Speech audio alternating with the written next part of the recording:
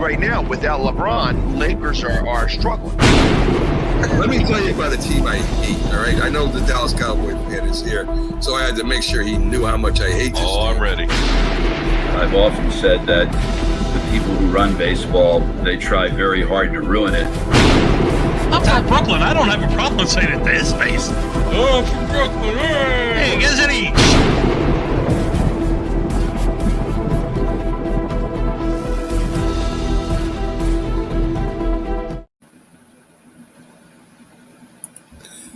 This is a presentation of Northeast Streaming Sports.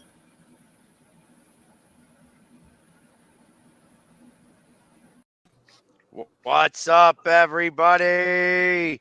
It's another episode of Coast to Coast. I am your host, Pags. With me, we got Bo and Jay McLovin on the far end, actually here on time for once. It's always good to have him here right at the beginning because you never know what's going to occur after this happens.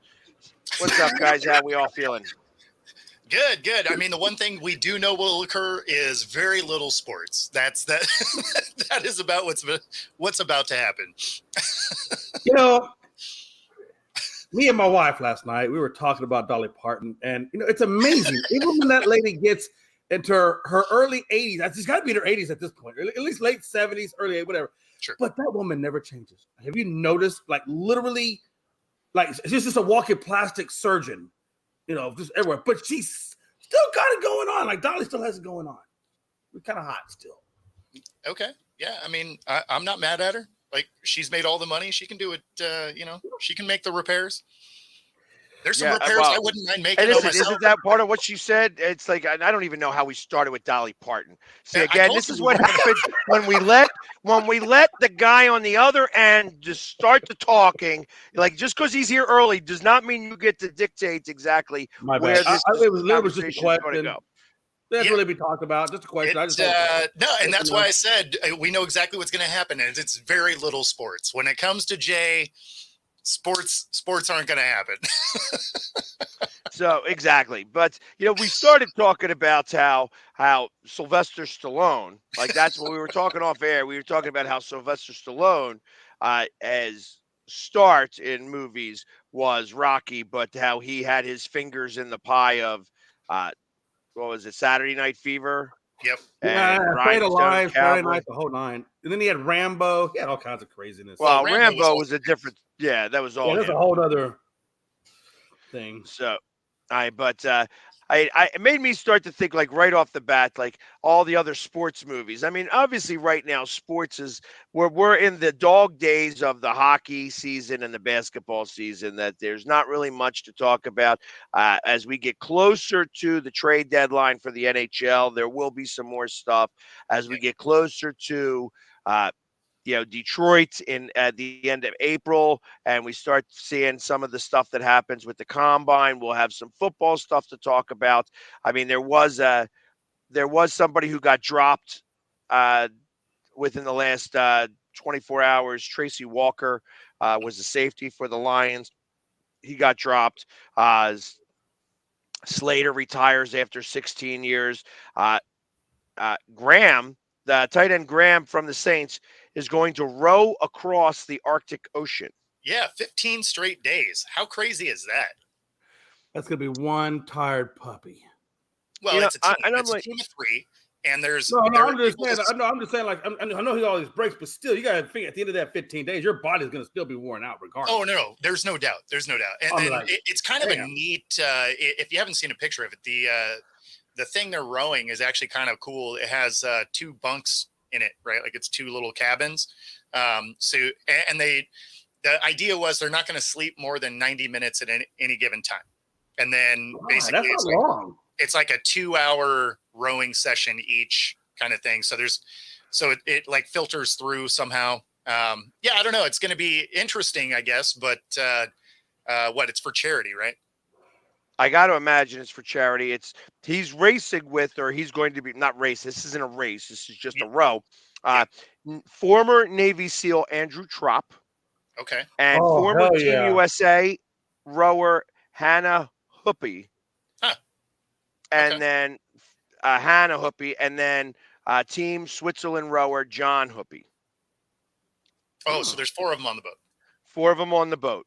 Okay. It's a 600-mile, and they leave from. Will end in. The journey will begin in Norway and continue for more than 600 miles, eventually coming to an end in Longyearbyen, Svalbard. So, Svalbard. That's actually a country. oh, it's a country. Okay. All right. Yeah, I've never heard of Svalbard, but I got to imagine that that's one of them countries really up north. Like I can't imagine like if he's starting in Norway, when you think about going in a straight line, maybe that's not a straight line. Yeah. I mean, 600 miles is a long ways. So Yeah, Damn right. I mean, that's right. wow. That's impressive. That is In impressive. other sports news, AB has found a way to make himself sound like a douchebag yet again. So good on him. You know? Tell us about it because I didn't read it. Oh, you didn't see that? Yeah. So basically, Caitlin Clark, right? She sets the women's NCAA record. She's player of the year in just about every voting thing imaginable. She's close to setting not just the women's but the men's as well, right? Just the all-time NCAA points leader. And he pops in with his direct quote was, "That bitch looks like Mel Gibson." Right? Like, what are we doing? What is wrong with this guy?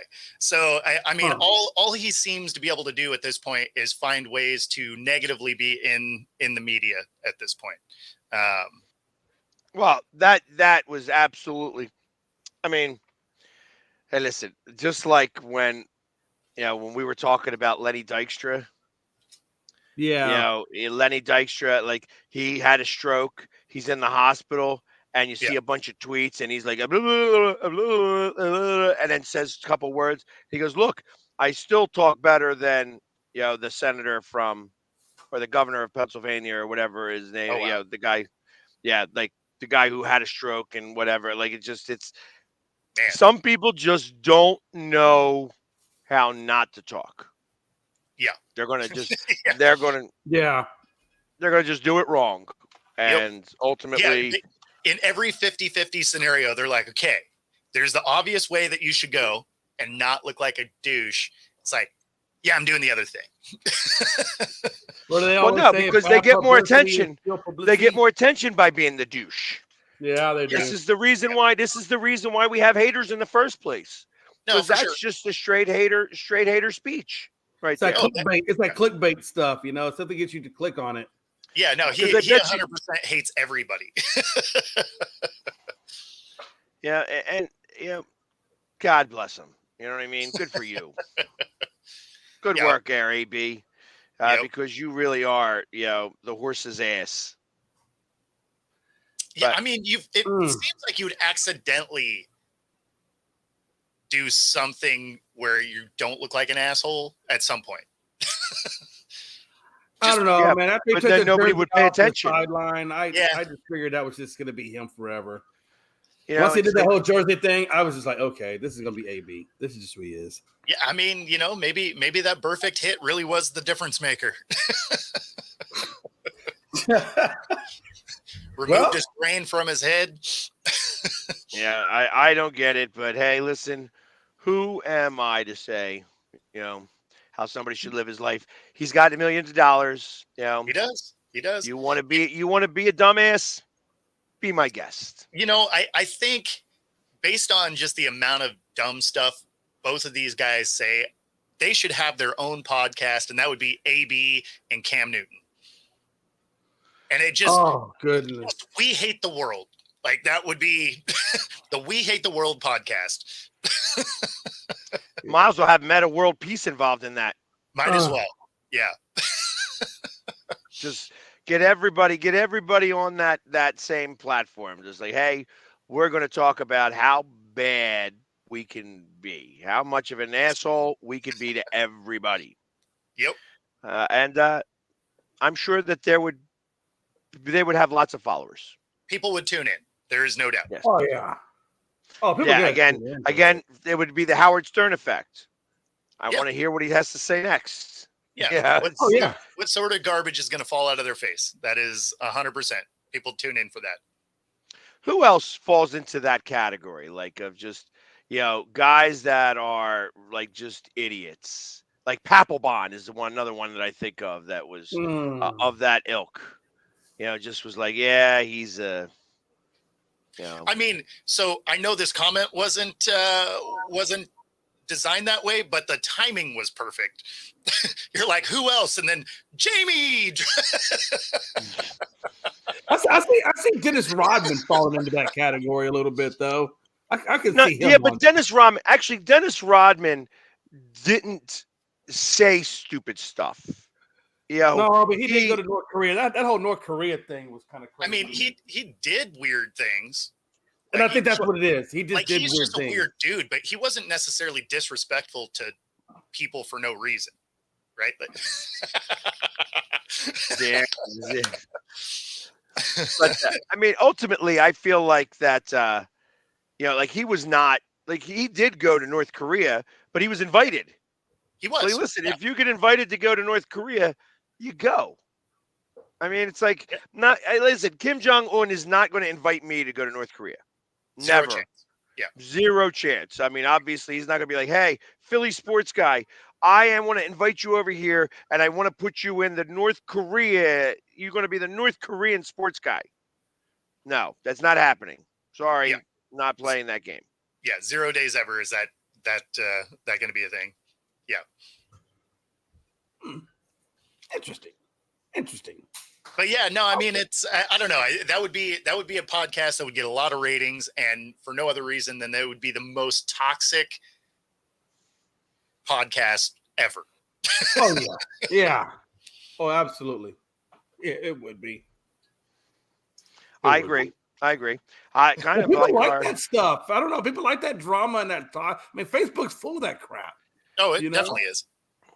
So, but it would probably be as big as our hater show, which is coming up on April 1st. As I just want to make sure the day after Easter. So the day you absolve yourselves from sins, you are going to be able to come out and just express all of your feelings. April 1st. Tune in. That's going to be a great show. Nothing more than feelings. Oh man, come on, guys, we can't go off the rails 13 minutes in. Why not? This is perfect. Hey, by the way, I did want to clarify something. It's interesting. You were right. Rocky was his first like big time film, but you know how many films he did before that were like extras, stuff like that. Like he did. Oh yeah, he was extras and stuff like that. Yeah, April Fool's Day, Robert. Yes, sir. April Fool's Day. I know you're calling in on that, Rob. I know it. Exactly. Everybody loves it. And listen, and we're not even going to argue. We're going to just allow this to occur. Anybody who starts to give me trash talk is going to get this message. Hey, listen. We are having the hater show. It's probably going to be a long show. Yeah. Even if by time it's not, it's probably still going to be a little bit of a long show. as we sit there and be like, okay, just square up right here. My wife says she's calling in. She's got a lot of hate to let out. Apparently it's going to be amazing. Should be a laundry list of Jay McLovin hate from that woman. Right. Listen, she's only going to have 2 minutes. I know. Well, she only needs 2 No, she's going to change her name. She's going to call in like 4 or 5 times. Like she's making fake accounts now. Yeah. I'm married to an asshole. Your name is McAsshole. Oh, man. Well, all right. Hey, you know what? And it's about to come back, that blonde surfer hair. It is absolutely about to come back. So, yes, you can call up to hate on my hair. How many times you can dye your hair before it falls out? I mean, is there like a limit of how many times your hair can take dye? I don't dye my hair. I bleach my hair. You spray paint yours. I bleach my hair and it's spray painted. Correct. Yeah. So for me, it was, I don't know, half a dozen times. And then I decided, you know what? Peace out. Deuces. But no, What's your hair? Your hair said peace out. Yeah, exactly. Yeah, no. So I had the frosted tips at one point. So, that was a thing. Well, you kind of do now, except it's not dyed. Yeah, it's natural. It's natural, There you go. See, I would look like Paulie Walnuts if I had my hair. My hair grows like weeds. It grows like I shaved my head 2 days ago. Okay. You know what I mean? Yeah, yours grows quick. So does mine. My hair grows quick to a certain point, and then it just slows down. See, I don't have a salt and pepper look. I know it's literally a Paulie Walnuts. It's like in the front here, I have a little bit of gray, as you can maybe see as I get a little closer there. You can see a little bit of gray. Yeah. But other than that, it's dark. I don't have a lot of gray hair this way. And even here, like you see in my hair, it's all dark. But the sides, absolutely. I have the Paulie Walnuts. If you remember watching The Sopranos, I have the Paulie. He was dark up at the top, gray on the sides. So that's just the way. For me, it's funny because all my gray is actually on my face. So like hair up top, it's all dark. There you go. See, and you still have some hair. You just wear hats. You know, Brad is always asking sports questions. And before we get off the rails today, let's talk about this, obviously. Whit Merrifield was an all-star. He's hit over 300. Decides to sign with the Phillies because he wants to win a championship now. And that's like, obviously, that sounds great on paper, obviously. But he was an all-star last year, played for the Toronto Blue Jays for a long time, was a three-time batting champion, from what I understand, and stuff like that. This kid has been a good guy. He's 35 years old, so he's going to be a utility player at this point. With you guys, I mean, obviously, you're a Houston fan. Jay, and you're a Seattle fan, which really means that you just watch your team lose every year. Occasionally, you know what? We play okay in May. Hey, depending on how well you play in April and May, could means you last a long time. And no. We don't play good in April. We play good in spring training. We forget how to play in April, and then May we play some pretty good baseball to get back in it, and then from there it's a struggle. So the ravishing sports guy. I don't know that I'm the ravishing sports guy. Yeah. But and of course, Robert's got to come in throwing in the hate. He's throwing the hate a little early. That's right. They banned all metal trash cans. They banned all metal trash cans from that stadium, so they can't cheat anymore. That's right. They're stealing. That was like 1 year. That was like 1 year, and that's all the people ever remember. Hey, yo, Rob, we got another damn World Series ring. Where's your team at? You got caught 1 year. You got stop caught it, 1 bro. year. Stop We don't it, know. bro. We don't know. That's a loser talking. You're Rob, probably that's a loser talking. you're just adopting the Niners. Bo, you're better than that. Bo, be better. Is that what we're doing? Bo, be better. Do better, Bo. Do better. I'm not the one cheating. Maybe your team should do better. You got us one time. One. Yeah, you got caught one You can't time. hate the fact that we're still better than you. You can't hate that fact that hurt every day. Well, of course it hurts. I'm a Mariners fan. Everything hurts. It's I pain know, all the time. Listen, I get you, brother. Man, that's the case, Robert. Hell, all of baseball's cheats. Your boy A-Rod over there, what he did steroids, he cheats. Everybody cheats. Yeah. Cheats. Let's not go there. And Brad, since these guys don't really know much about the Phillies, I'm going to say for the time being, yes, I think he will be the closer. I'm just not sure that he'll end in that spot. I like him being a setup guy. I'd rather him not be the closer. I think he gets a little too erratic when he gets a little too, like I said, he has a lot of fire, and sometimes that fire ends up being ball,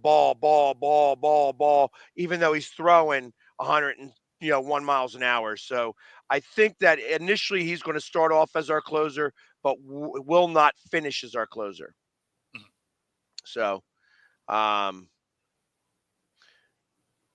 and Spencer Turnbull with the Phillies, that's we'll see. I mean, I'm not a big fan of that signing, but I want to see guys in the clubhouse that just actually make the Phillies do well. And we're still we need to have a good April. We always traditionally start off with a poor April and May, and then we fight to make it back in. So I would like for them to not have that problem this year. I'd like for us to start off the right way. And what do y'all think about the Rangers, man? Y'all think the Rangers repeat? They didn't lose anybody.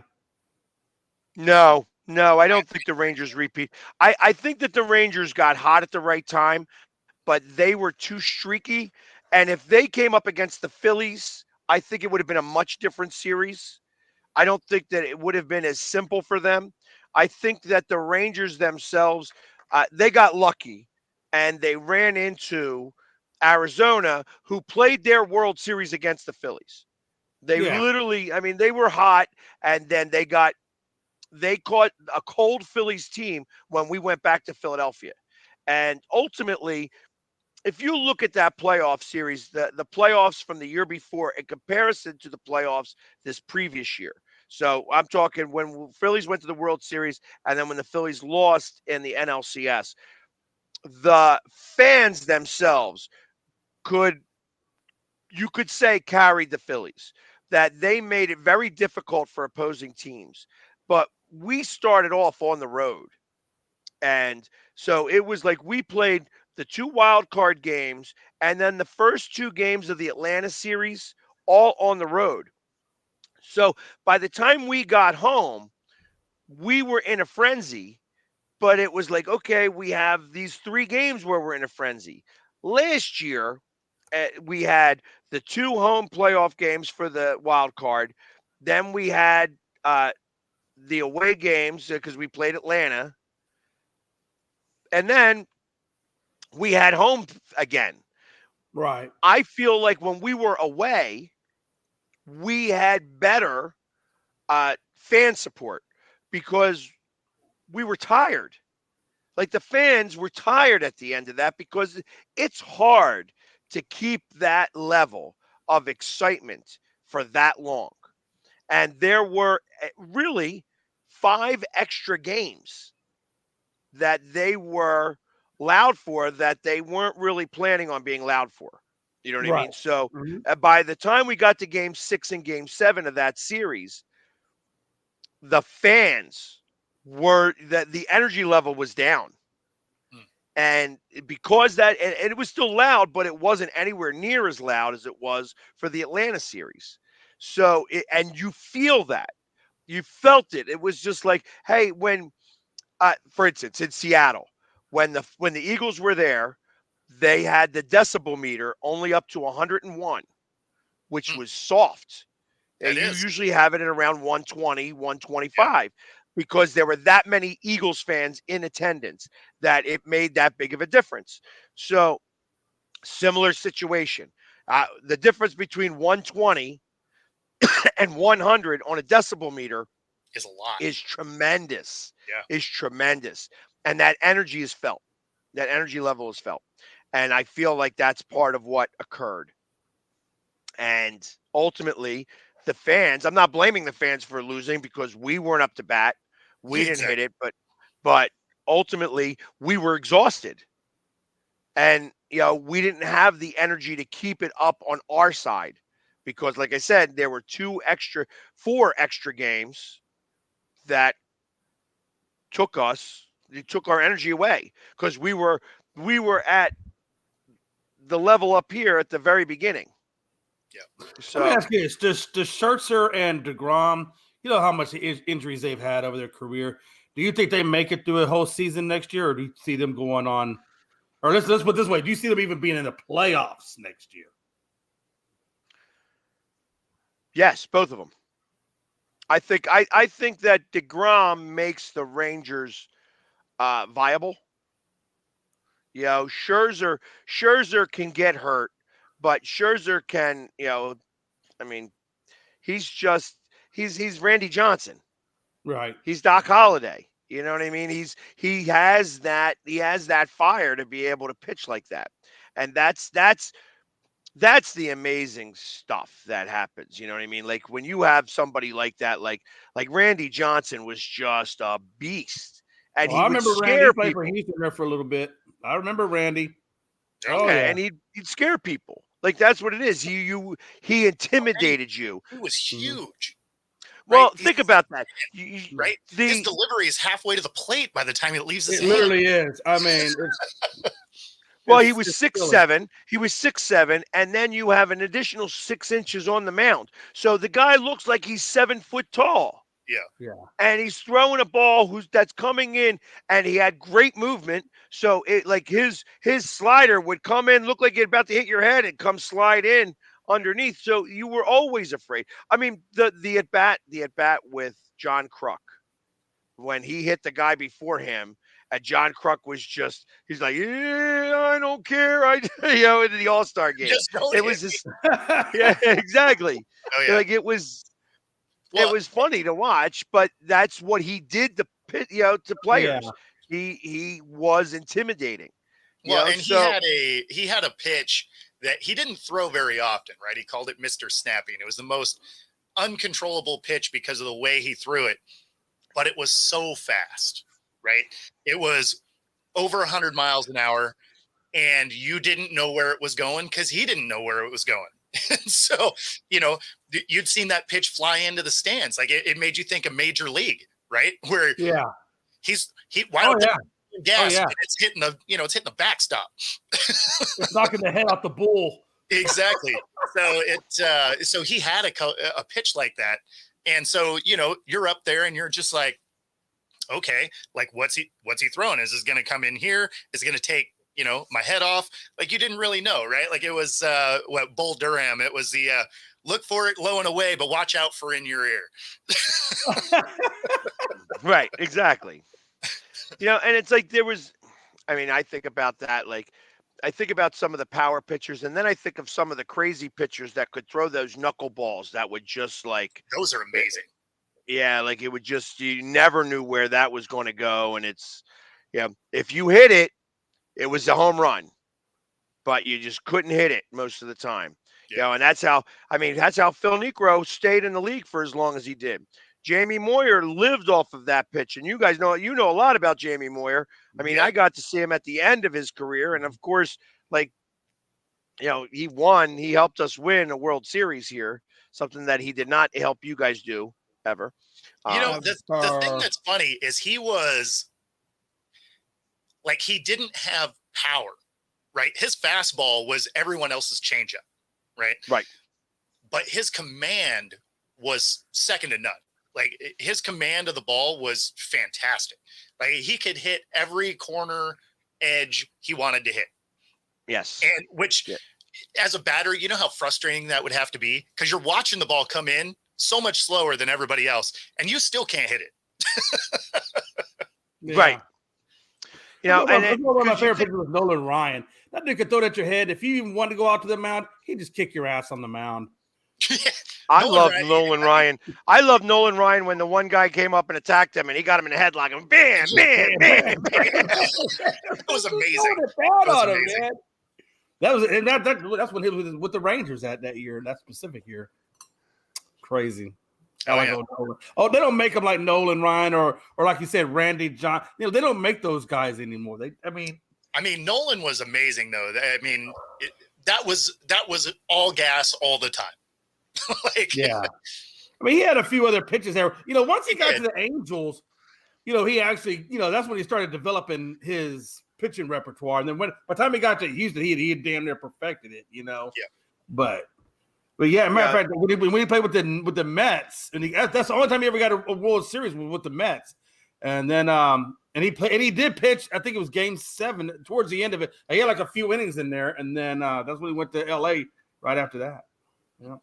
But he was all gas. You're right. That's all he had was gas until he got to the Angels and they started developing some other pitches. I mean, he had a couple other pitches, but I mean, You were worried That about was a specific one, though. I mean, there was a rhyme. You were worried about the Heat. Which one are we talking about? Who are we talking about? Nolan Ryan. Nolan Ryan. When did he go to the Angels? He went to the Angels after the Mets. After the Mets, he went to the Angels. And then from the Angels, then he went over to the Astros. And that was probably the Rangers. And then the Rangers, right? He ended with the Rangers. And then the Rangers right after that. Yep. Because, and I think about, like, when I think about pitchers like that, like, obviously, he was amazing to kind of watch, and things like that. Just 7 no-hitters probably will never be, actually, not saying it won't never be, but, I mean, he literally was just, again, but he was somebody who intimidated you. Right. It's like you were intimidated going up from, going up to the bat. I think you were spot on when you said it won't ever be hitting it, because you got to think, how many pitchers now even go beyond 6 innings, Pags? Most of them get beyond they hit they hit 100 pitches in the route. I mean, I don't think that's ever going to get touched. I don't think the 5,000 strikeouts ever gets touched. Probably not, just because of the length of how long the starters stay in the game. It just doesn't happen like it used to. No, exactly. Yeah, no, some of those will never get attacked at all. Just because nobody plays full games. Like, you can count the number of full games in a season on one hand at this point. You're right. You're right. Yes. And that's what makes the no-hitters and things like that even that much more special, is because, like you said, you don't see it very often where they go the full 9. Yeah, that was a perfect game. That was a bad loss, Brad. A perfect game. That unfortunately, that's exactly what Seattle does. They develop talent. They start to play well. They trade him. He will probably win a ring somewhere else now. Like, for whatever reason, the Mariners are content with being the league's AAA team. They develop talent.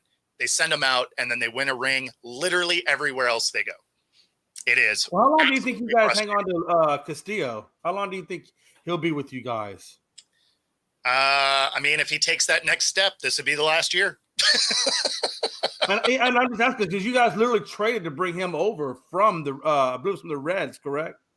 Yeah, I believe that's right. Yeah. No, I mean, unfortunately, it's what the Mariners do. It's what they've done for a really long time. It's just it's a developmental team is kind of what they decide they want to be. So as soon as they start to play well and they get some guys that are really showing out, they move off them. They don't want to play. Seattle is the second level of the farm system for everybody else. Yeah. Yeah. I mean, that's really what it is you got everybody's, single A, triple A teams. And then there's the Mariners, and then there's Major League Baseball. And I think that just comes, is that just an ownership thing? You think that just doesn't want to, they just don't want to pay the guys and keep them? Yeah. They just don't want to pay. Yeah, because you're going to have to pay them guys eventually. I mean, there are some clubs, though, that can do that. Tampa doesn't have the highest payroll in baseball, and they've been able to have pretty good success at that level, Yeah, I mean, the thing is the Mariners actually make money. Like, they sell stuff, they sell seats. Like, I mean, it's not like it's a underfunded team. Right. So they don't have a reason to not try and play. And Rob, you're kind of right. Had they done something like if they moved off Kelnick and did something with that roster spot, then I would agree with you. But to just punt him and then get worse doesn't make me feel good about it. And that's why I say it's a loss. Because I'm just wondering if you guys had a different GM that made different selections or different choices, if you guys can improve that direction. You know what I'm saying? Because I feel like if the Tampa Bay Devil Rays can make it work, and look, the days of buying teams, I mean, I'm not saying it can't still be done, but that's kind of gone by. Look at all the teams out there spend all this money and still can't do a damn thing with it. But yet you got the lower level teams, like the Rangers are the highest paid payroll in baseball. Tampa's not the highest payroll in baseball. Astros are about 194 million. I don't know where the Phillies are. You guys might be around that same. They're also not the A's, right? So I mean, like, you're right, and you're not. You're right. You're right. So I feel like you guys could do something with it. Maybe I think maybe you got to do a GM change or organizational change that can keep the talent, develop the talent, whatever. It really has to be an ownership change, because we've had different GMs, we've had different coaches, we've had players roll in and out of here, right? Like they haven't been good since the mid 90s, right? Yeah. So it's like they've had years here and there, right? 2001 obviously was a great year. They tie the all-time win record. But at the end of the day, like really from the mid 90s on, they haven't been a consistent, decent team. So it's that at that point isn't a GM issue or a coaching issue, because that's just too many years. It's not like those guys have been in that position for the last 30 years. Like that's just not how that works. So that's where it comes down to an organizational issue, right? Like that's an ownership problem. That's I don't want to spend money type of thing. Now, again, you don't have to be the highest paid roster. I'm not advocating for that at all, but you do have to actually try and retain players once they become good. You can't just train players up and then get rid of them and then go back to your farm system. That's not an effective way to win games. You get your guys playing good baseball. You pay them. You don't pay all of them, but you pay enough of them. You find that core group. You find your core group, and then you build from there. Exactly. You're right. So, I get what you're saying.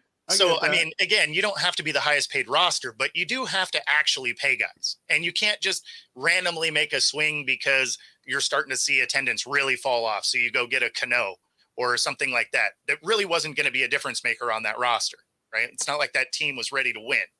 You just wanted a flashy name. You were going to throw some money at it to keep fans in the stands. But at the end of the day, that wasn't going to be a difference maker. How about we don't throw money at one dude, and how about we get some guys that can play? Correct me if I'm wrong, but Pags, are we now getting into the point where we're going to do an international draft where you can't just go down to South America and pluck all these guys out of South America and throw them in your team? Now there's going to actually be a draft for that. Is that right? I know they were talking about it. I remember hearing something about bringing an international draft in. I don't know if you guys are tracking that.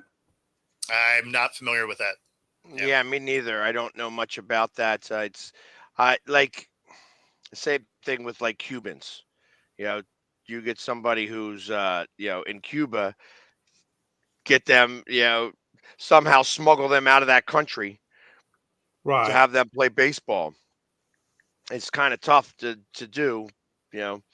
I don't know what the status of Fidel Castro is, and things like that. But it's I don't know.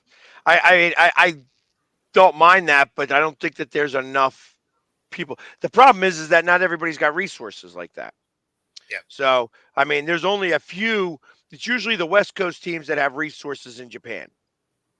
Yeah. So that's why you only see the West Coast teams like San Francisco, like the Dodgers, like the Angels that have Japanese players on the team, because it's close enough. Mariners typically do. And I'll tell you, because, when you look at the DR, Puerto Rico, Venezuela, in that area, I mean, the Astros make a living there. I mean, really, we do. If you look at our team, literally, that's where we kind of focus a lot of it on. Like everybody work, well, you're not getting. They took all these draft picks away from me. This, that. You're right, and they can do all they want, because you know what? We're going to go right down to South America.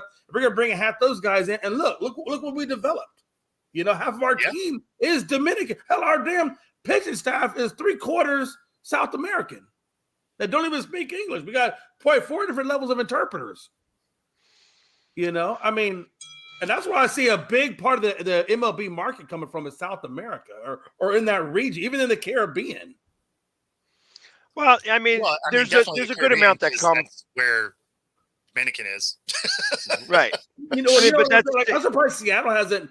I guess what I'm saying is I'm surprised Seattle hasn't taken that step from other teams that are doing that and going down there and looking for their prospects rather than so much in the draft. And I think you can get it. They get a fair amount of Japanese players. So yeah, but the Japanese players, certain players from Japan, they have the ability to actually come here on their own. The problem is that they don't. Japanese sign contracts with them. Hey, listen, they have free agency just like everything else. So Absolutely. They could come here on their own if they wanted to. They choose not to.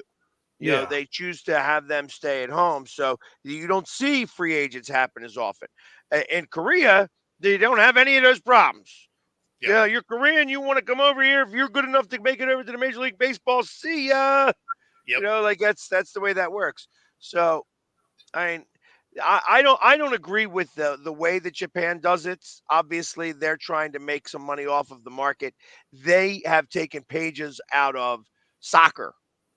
So when you buy a player in soccer, different scenario. You could, for instance, I know that there is Philadelphia Union players that are playing over in Europe. That every time that player gets traded, the Union, because they were the originator of this player, they get some money from that. That they get paid in the mix of that.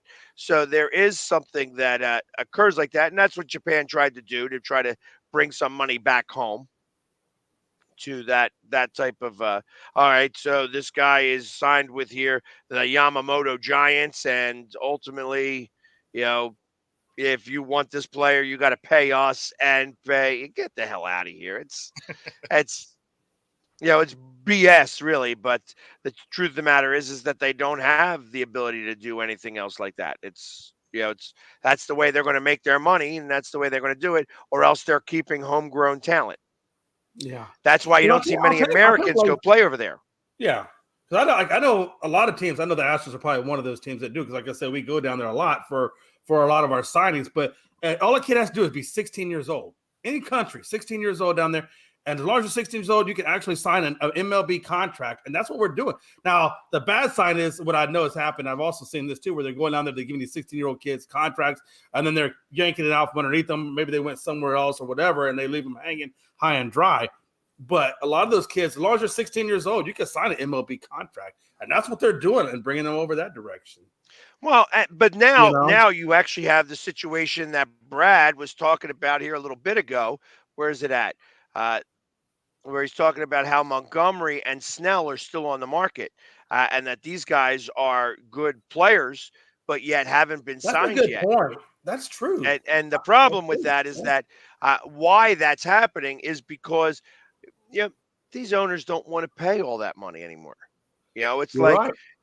I think of there's 8 players right now. There's 8 that Scott Boras has as their agent. And Scott Boras is like the super agent, obviously. He's the one that's like, okay, I'm going after every penny I can for every player I can, and we're going to just fleece these major league teams. Well, they don't want to do it anymore. They don't want to do it anymore. So you could be this super agent, and you could ask for $100 billion, but that doesn't mean that we're going to pay you.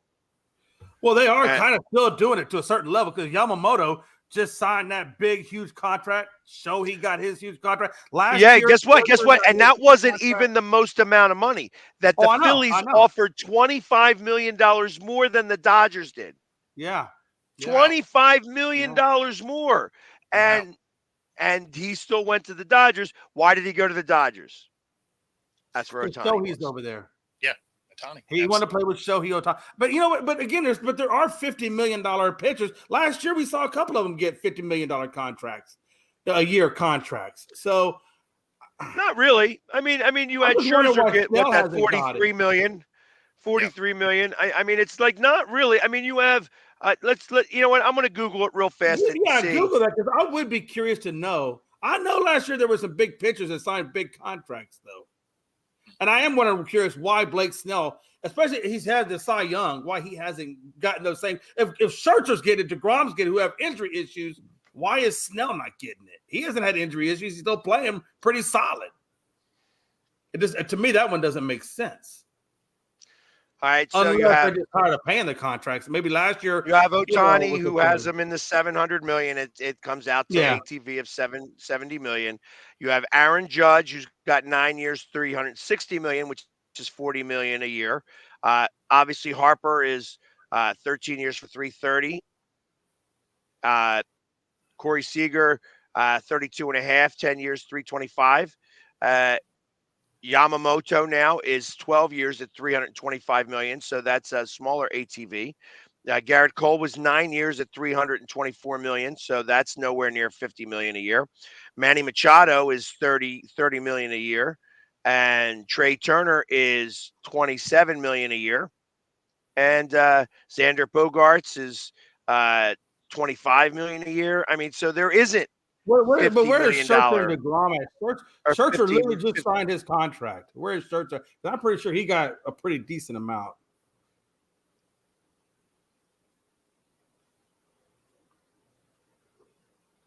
Sorry, you were breaking up there for a second.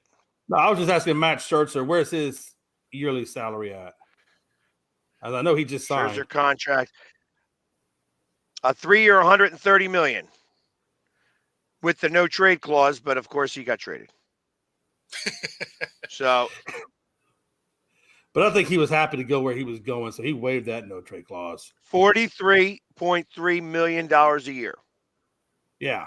So why is Scherzer getting that kind of money, given his injury issue last year? And then you got Blake Snell, who doesn't have those kinds of injuries, and yet it's just as good of a pitcher, if not even better, because didn't he just come off a Cy Young award?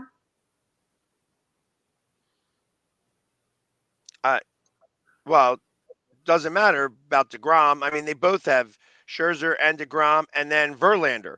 Like, same thing with Verlander. Verlander supposedly gets all this money, but he's not very good typically in the playoffs. Now, he did win with Houston. But it wasn't because of him. No, he actually had. No, you're on point. He has struggled in the playoffs. Yeah. So, I mean, it's not. It's so ultimately, it's not really because of him, but he eats innings. That's the reason why that's where he's valuable. Is the fact that he eats in because he doesn't get hurt. Earlier, you know? He doesn't get hurt very often. That's why we have Aaron Nola on the Phillies. He eats innings. He is a good pitcher. He's not the number one pitcher he was, but he's absolutely a number 2, 2.5. And he eats innings. He doesn't get hurt. He's a workhorse. He can eat 250 innings a year, and that is invaluable. Oh, yeah, that is invaluable. That bullpen nice and fresh. Exactly. Well, and it's not like he has a bad ERA doing it. And again, and if you're eating innings, you're definitely giving your offense plenty of opportunity. If you could have 250 innings a year, if you could eat 250 innings a year and stay under 4, you're doing great. Yeah, I agree. Totally agree with that. Totally agree. Because right now, that's the real thing. When you have DeGrom, who was like a 2 ERA, but I tell you, every time we go up against DeGrom, same thing we go up against that pitcher from Florida. He's an amazing pitcher. I think he won the Cy Young last year. Is that the one down there with Tampa? He plays no, he's with the Marlins. Oh, with the Marlins? Yeah. I'm about to go. You know what, though? But I like the back end of where Houston's at in our rotation. You know, we got Abreu, and we got Presley, and now we got Hader. You know, I like that back end. And what we need is exactly what you're talking about, Pags. We need those starters that can eat up those innings so we keep those 3 guys fresh. And then we also got a couple other guys we can throw in there. But, you know, to keep that core fresh, right? Oh, that's how we won a World Series.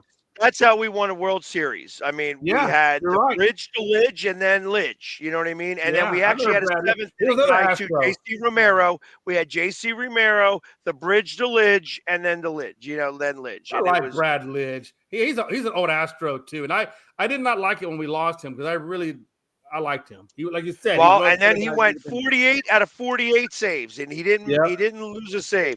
And of course, the first save that following year he blew. Yeah. It happens. I mean, honestly, sometimes that's baseball. Run, that's baseball, though. You know, baseball is a very streaky thing. You know, you go with streaks. You know, so that streak had to run out at some point. Well, at the beginning of the following year is when it ran out. So, we went 48 series, though.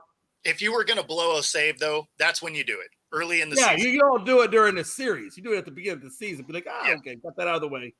Now let's blow. Exactly.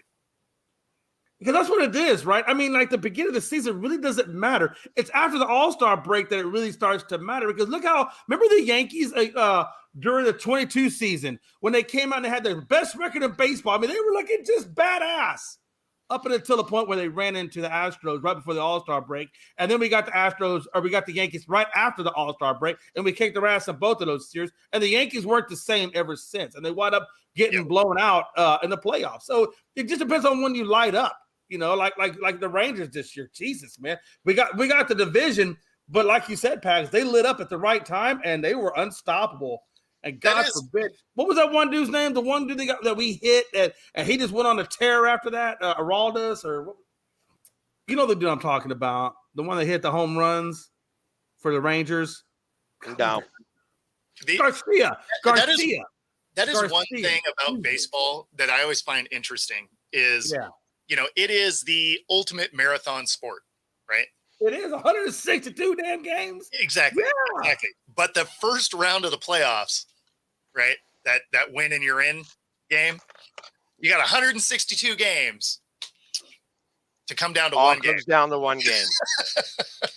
But I'll tell you what, though. Hey, listen, when they took away, that's the one thing that really hurt the Astros, in my opinion, was when they took away the shift. The Astros lived and died by that shift. They really did. And when they took that shift away, it really, I saw the effects of it on our team. We really did. And then that pitch clock, too. The pitch clock really took a lot away from our pitchers, too. A lot of our pitchers, they like to take their time, and that pitch clock forced them to go faster. And I think between those two things, it really took the Astros a long time, almost to bring us to the end of the season, before we even got used to those two rule changes.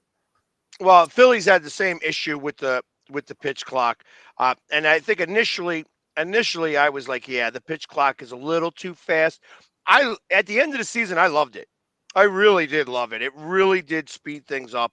It made things really much better in the grand scheme of things, as far as I was concerned.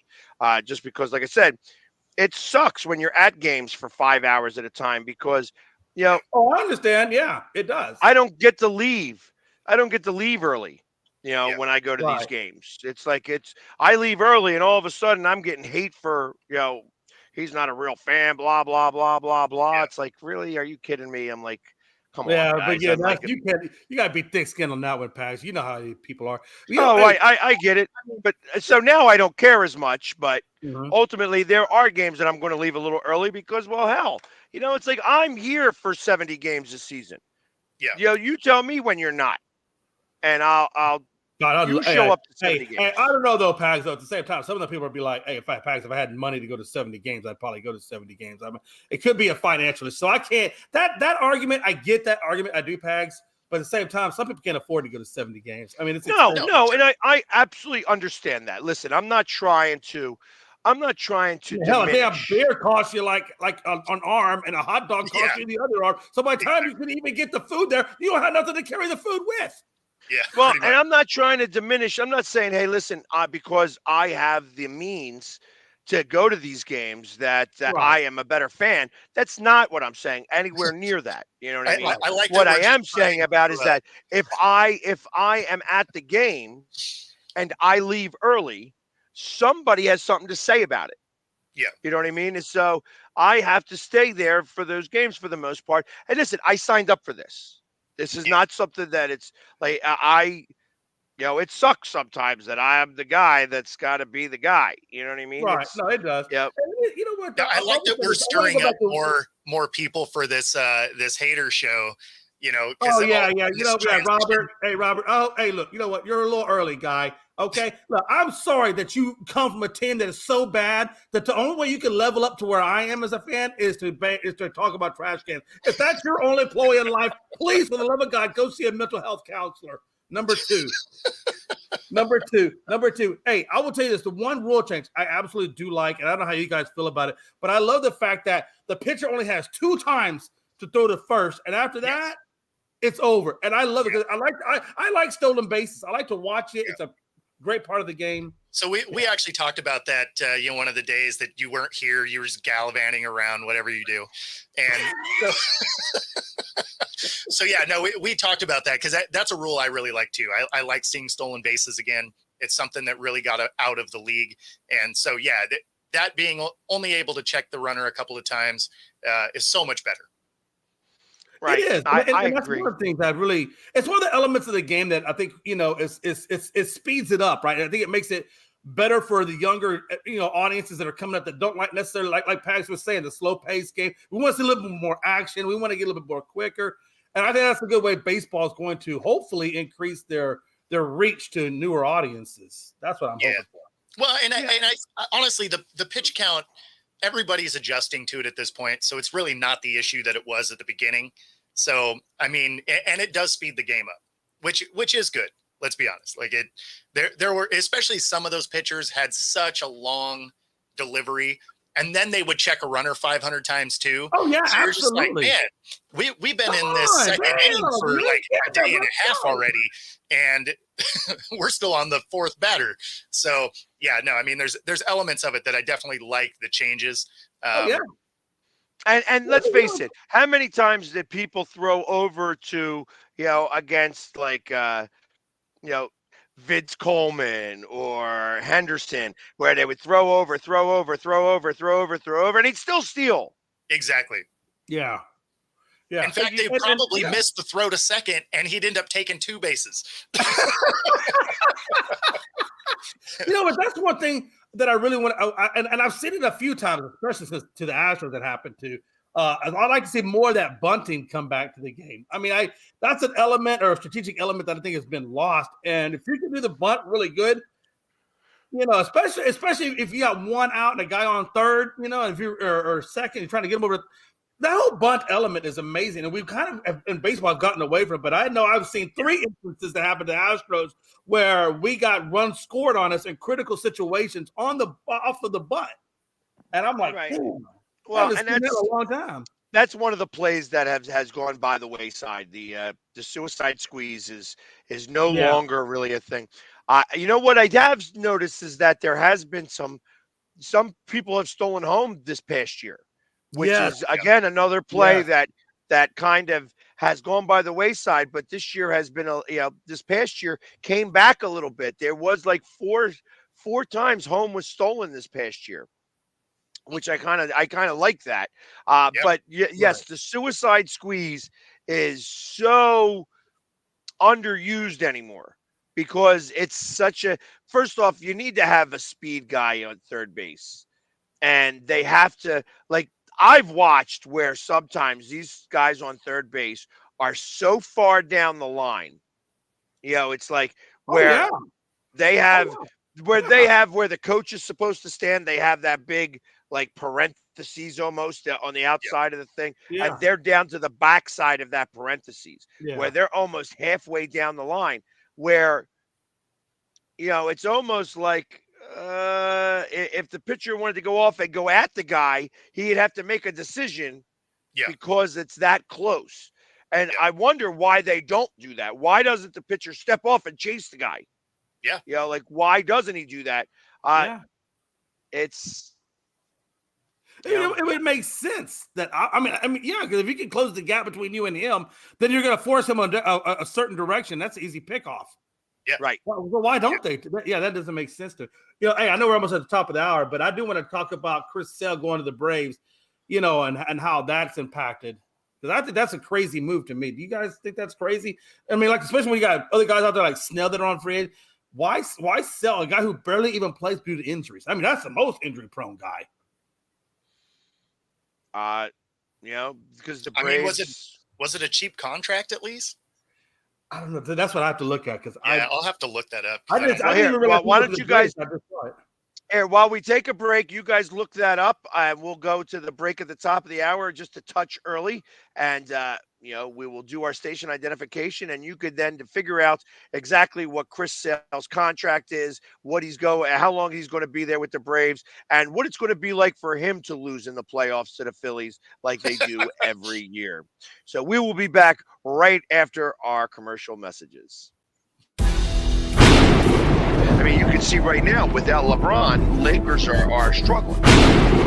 Let me tell you about a team I hate, all right? I know the Dallas Cowboy fan is here, so I had to make sure he knew how much I hate this team. I'm ready. I've often said that the people who run baseball, they try very hard to ruin it. I'm from Brooklyn. I don't have a problem saying it to his face. Oh, from Brooklyn. Hey, get it each.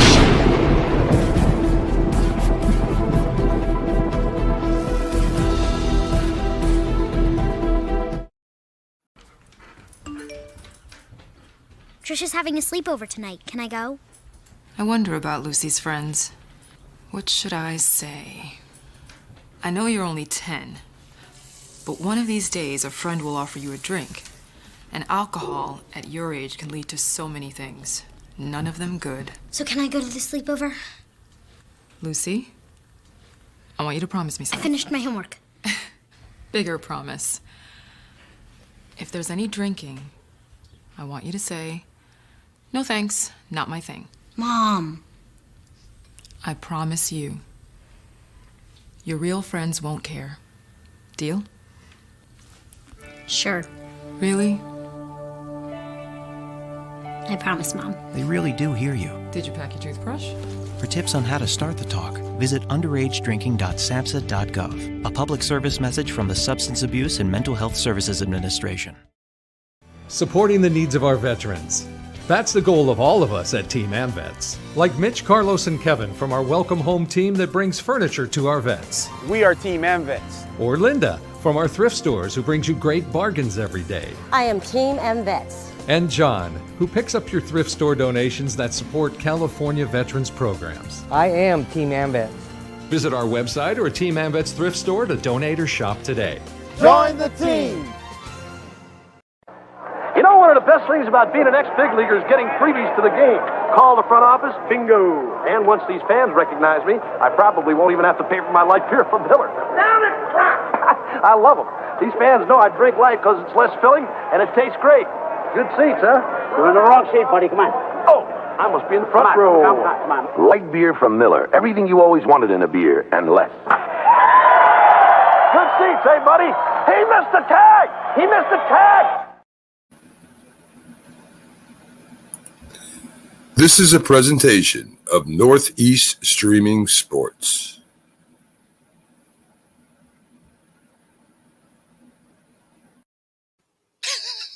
You know, I had can relate to pull it in one of those old commercials. I have them on the standby for stuff like that. It was like, you know what? Maybe play one of these. You know, the Bob Uecker one is really a good one. Absolutely. I could actually relate to Bob Uecker in that commercial. I have been that guy. Wrong seat, buddy. Like, damn. By the way, I must be in the front row. I must be in the front row. 2 years, Pags. 2 years and $38 million. That's what they paid his ass. You know, and that's actually not a lot. No, that's what I was thinking. 16 and 18, I think, is what it came out to be. And they actually have a third-year option on it. They have an $18 million club option for 26. So they have. Crazy. Yeah, how old is he? Oh, God. I know he's in his late 30s. I mean, again, you're getting him relatively cheap. Like it's. Oh, I get it. I mean, I understand. It's just, you know, I mean, hey, they need somebody to try to get him over the top, and that's been the hardest part with the Braves. He's 34. That's not too bad, actually. Mid 30s. Yeah. So that's not terrible. You have him for 2 years for sure. You have a club option for the third. It's relatively cheap. It's, you know, I don't know though. Is it really $18 million to a guy that possibly could make it the whole season, but may not make it the whole season? Well, yeah, but actually, I think you're paying for him not to make it the whole season. Yeah, you want to take it easy on him. There has been more and more discussion about going to a 6-man rotation. Yeah. You know, that guys want to do a 6-man. Now, the problem with going to a 6-man rotation is that some teams don't even have really a 4-man rotation. That they are putting out bullpen games for that fifth some game. People aren't even as good on a 6-man. Like, I'll tell you right now, Verlander, if you told him a 6-man rotation, he said, I need to pitch every 4 days. One time, every 4 days. That's what he said every that fifth his whole day. career. He said every fourth day. But if you want to say every fifth day, let's go with that. Every fifth day. The whole point is some pitchers need to pitch more frequently to keep that groove going. Sure. Well, and even if you had a 6-man rotation, so the rest of them have a rotation that fits around a guy that has to do that. Like it wouldn't be that hard to make that work. Exactly. I mean, if you can meet that requirement, that would be the deal, right? If you can make what they need. The truth of the matter is that in most cases, that you're going to have like 3 weeks where there's no days off. That's the most that you're going to go in baseball. I think the Phillies longest stretches like 16 games without a day off. So most of the time you have a day off in between there. So even if you're pitching, you're going to pitch every 5th day. That 5th day is sometimes 6 days away. Yeah. You know what I mean? So ultimately, you're going to have that a little bit, and it's just what it is. It's like, okay, it's you mess up the rotation a little bit, or a rain day. Rain days mess things up and things like that. So you're not able to just be like, okay, I'm going to do this. We're going to do this. We're going to do this, and it's right. And I think somebody like Sale, you almost have to do that. Like you put him in a 6-man tag somewhere, like you said, Pax, where you're not taxing him too heavily. Because that man's going to break easily. But they got pitch counts anyways. I mean, literally, he's going to be on an 85 pitch count, which means that he's going to pitch 5 innings. That's typical, right? Or 3 bad ones. Right. Yeah, exactly. Or in theory, it could be even 3 good ones. Yeah, true. Where he's pitching 3 innings, but he's pitching a lot of pitches. You know what I mean? Because let's face it, they can get around on him. He fouls. You could foul off a lot of balls with him. For sure. Yeah. So that's part of how you go up against him. I mean, if you got a 6-man rotation, though. Yeah, that gives you a lot of flexibility with a guy like Chris Sale. If you got that kind of a rotation, then you're right. He's a utility pitcher, right? You don't have to use him all the time. Every now and then, maybe in key situations, maybe against, like if you get in the playoffs and you got a guy who's got a low ERA type of guy, then you maybe you bump him up for that to compete against that guy, right? Maybe specialty situations type thing. So I mean, because it gives you a lot of 6-man rotation. That's a lot of. The Astros had a 6-man rotation. And then when we got to the playoffs, we actually started putting 2 of the guys down in the bullpen. So we actually had a 4-man rotation, but then we had 2 starters that came out of the bullpen, to Pax's credit, that could eat up innings, right, for your other guys. So, yeah. And let me ask you this. Would it be prudent to maybe even say, Chris Sale, at this point in your career, maybe we slide you down to either the setup man or the closer, put it just like John Smoltz did to extend his career? I mean, I don't think he's quite old enough to have to do that yet, but I mean, you could, I guess. Not only that, I don't know that he's got the stuff to do that. Right. Like, for instance, I said that last year. I would have rather had Nola be in the bullpen and have him pitch daily in the 7th or 8th inning. That he was going to be a better option than what we had there at that point. And he wound up being, because our closer couldn't be our closer anymore. And ultimately, he's now, I think he's with Houston, isn't he? Or with Rangers? I'm not sure even who he signed with. Who was your closer again? Oh my God. I'm so glad I don't remember his name. I don't think it's with the Astros. If he went to Texas, most likely it's probably with the Rangers.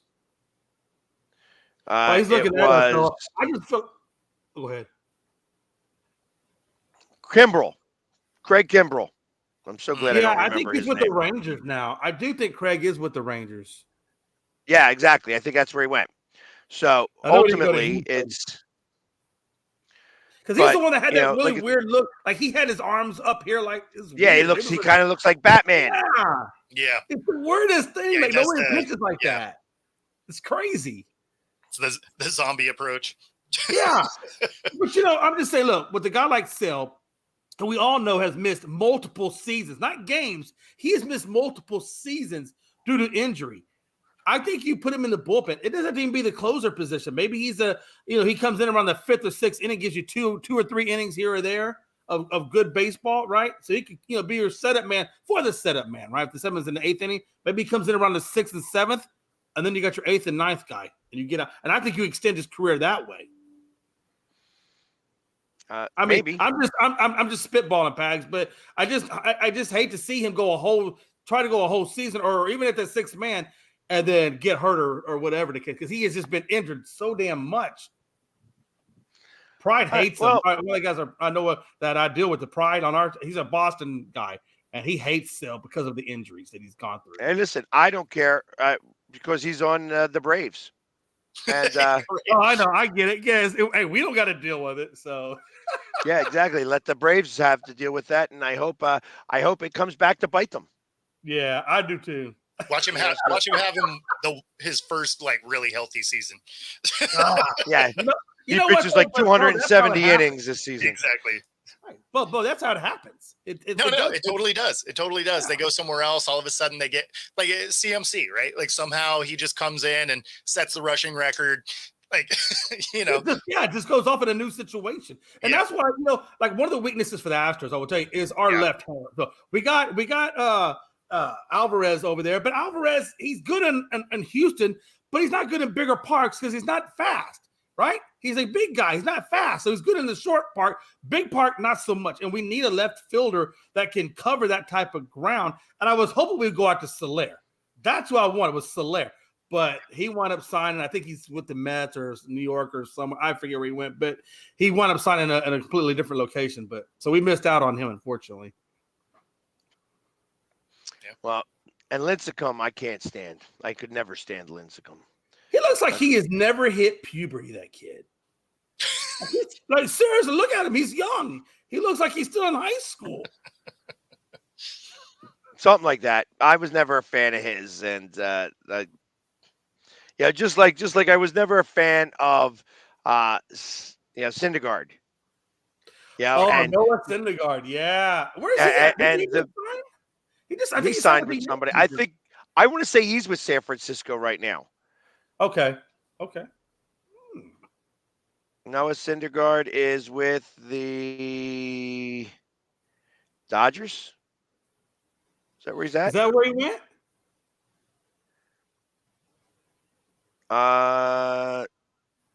He's with the Guardians right now. Okay, or so the he's with Indians. Cleveland. Okay. Yeah. So, but yeah, like he was another one. He could never pitch against the Mets. So it was always like, in fact, he would pull himself from the rotation not to pitch against the Mets. That's really? That's crazy. Really? That's crazy. He did that twice. See, I don't want pitchers like that. If you got any kind of fear in you, I don't want you on my team. You better go out there with a killer instinct or get the hell out. I mean, you can remain in that scenario. You can remain on the team. It's not like you're going to see the Mets in the playoffs. So, right. That's the one thing the Mets do is that they Mets it up. They Mets it up. Golly, think about spending all that money and you still come up with empty pockets. Right? Like if there was a team that you were going to play bad and, just be like, I'm not going to play. Like that's the one because long term, it's not going to matter. So, and based on that comment, welcome Mets fans to the Hater Show. Welcome to the Hater Show, April 1st. Please let us know how you really feel. But just speaking about the Mets, obviously, the Mets have a great fan base that love to travel, and they love traveling to Philadelphia. And so we have, it's called the 7-Line Army that shows up because it's the 7-line train that goes to, or trolley that goes to Citi Field. So that's why they're called the 7-Line Army. And they come down en masse to Philadelphia, like 5,000 deep. Oh, that's awesome.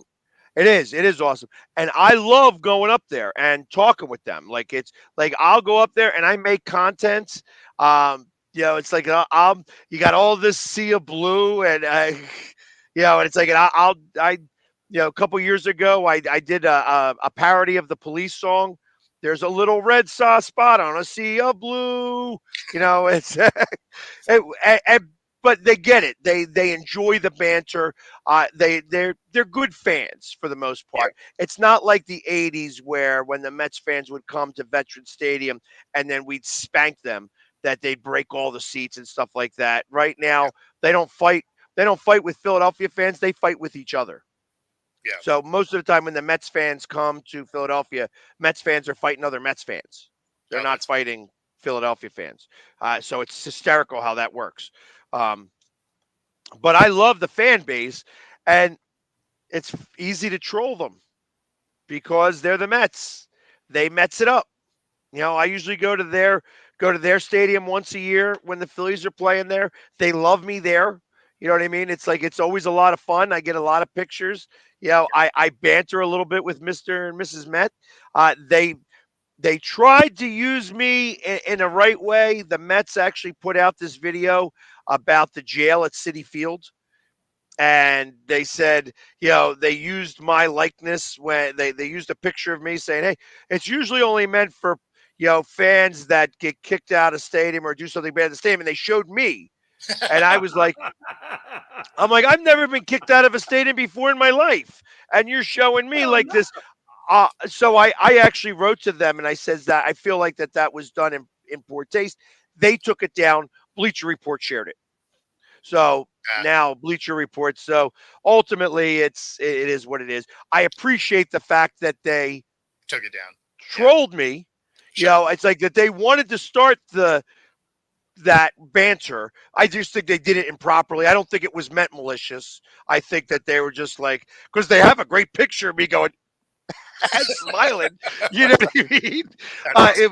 It was just done in poor taste, and they took it down right away. You know what I mean? But bad publicity still gets your name out there, though. And at the end of the day, it gets your name out there. People see that. Oh, Philly sports guy. They know the who this fear. guy The fear was no, and I appreciate that. Like I said, I love the fact that they were trolling me. Like that's what that is. That's a troll, and I love that. If you're going to troll me, hey, listen. My biggest troll, one of my biggest trolls, is Jerry Jones. Jerry Jones loves trolling me, loves using my picture and stuff for the Eagles. That is a rival. You guys are our rivals, so it makes sense that Jerry would probably. I'm surprised. Yeah, Jerry like the internet. Like when the Tampa Bay Buccaneers beat us, who started out their video?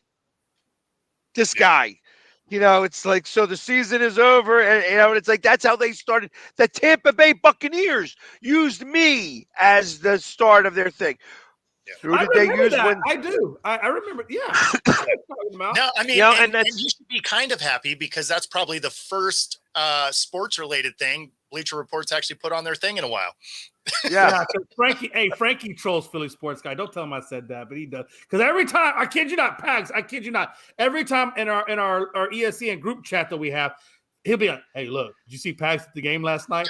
And it's just when you were at the Astros game, and it's you in your Phillies gear, and I'm like, "Yeah." And every time you even like in the Super Bowl, I said, "Hey, did you see Pags looking pretty sad when they got kicked out of the playoffs? Did you see the look?" And then he'll come back with a picture of you, and you're like. Then the Pags. Listen, there are numerous memes about me. There are numerous memes because I think it's cool to be a meme. That's cool. The look that I have explains the fan base. Yeah. Like, so that look when you have, and that's everywhere. That is absolutely a meme of me just looking there, looking miserable because there's nothing else I could say. There's nothing else I could do. There's no, it's just like that was the look of defeat. What year did you develop the Philly sports guy? What year was it?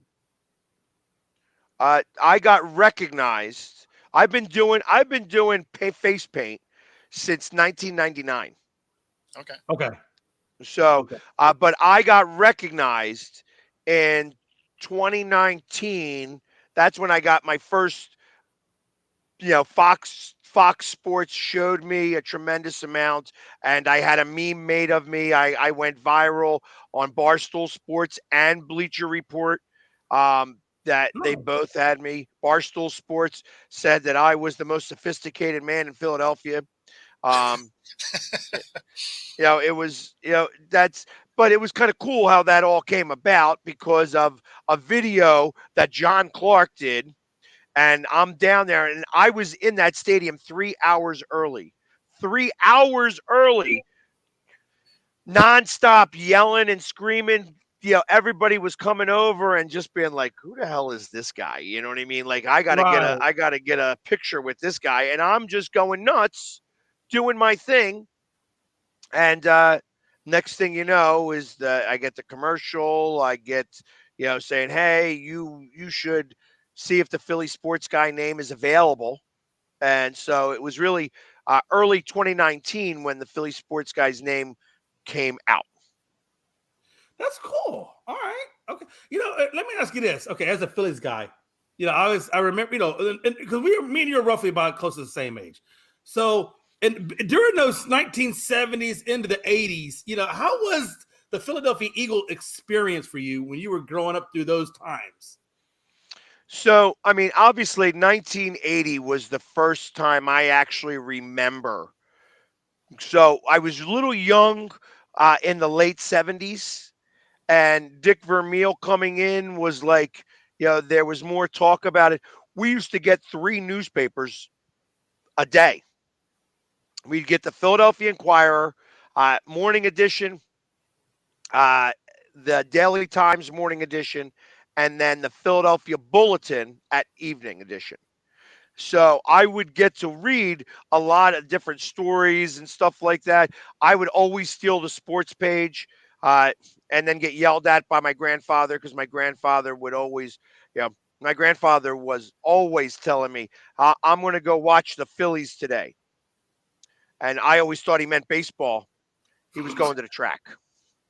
So he was, and they would have all of the different horse races on the back Yeah. page of the sports page. You would Yeah. see that nonstop.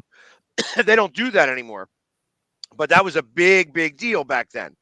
So I would always get yelled at that I had the sports page before he could get to it because he Oh my wanted to God, see. that's funny. And he would tell me all the time that he was going to go see the Phillies. I'm like, oh, can I go? He's like, no, you can't go. And it just. Yep. But But I can see why you would think baseball, and he's like, well, that's because, and he knew what he was doing. He knew what he was talking about. He didn't want to. 100%. He wasn't. He was making sure that I wasn't going to tell on him to his wife, to my grandmother, that he was going to the track. Exactly. So, and listen, my grandfather was 100% Italian and worked in concrete. He had some friends. He knew a few guys. You know what I mean? Let's be for real. You know what I mean? That was that time of year. That was that time too. So he was a concrete foreman, and Italian, 100%. Yeah. So if he said, "Hey, hey, we're gonna slide this thing in there. Don't worry about it. You just keep putting the concrete over it." I'd get phone calls. You're answering the phone as a kid, and he goes, "Where's Mother Foo?" That's how they'd speak. That's how they'd speak to me. Where's Mother Foo? Mother Foo? Who's Mother Foo? I didn't know what Mother Foo meant. I found out. You know what I mean? It's as you get older, you start to realize what's. What's happening? Yeah. Just like his bookie. His bookie was my Uncle Shad. Shadow. That's what they called him. He was the shadow because you could never find him. Oh Lord. He was everywhere, but you couldn't find him. That was my Uncle Shad. You know what I mean? So, and it again, you didn't know it until later on when I was actually old enough, and he'd be on the phone and he'd go, "Shadow, I want this, I want this, I want this, I want this, I want this, I want this." Playing the numbers, always playing the numbers. I want 632, I want 614, I want like all the different numbers. You think that he's playing like the daily number, like the lottery?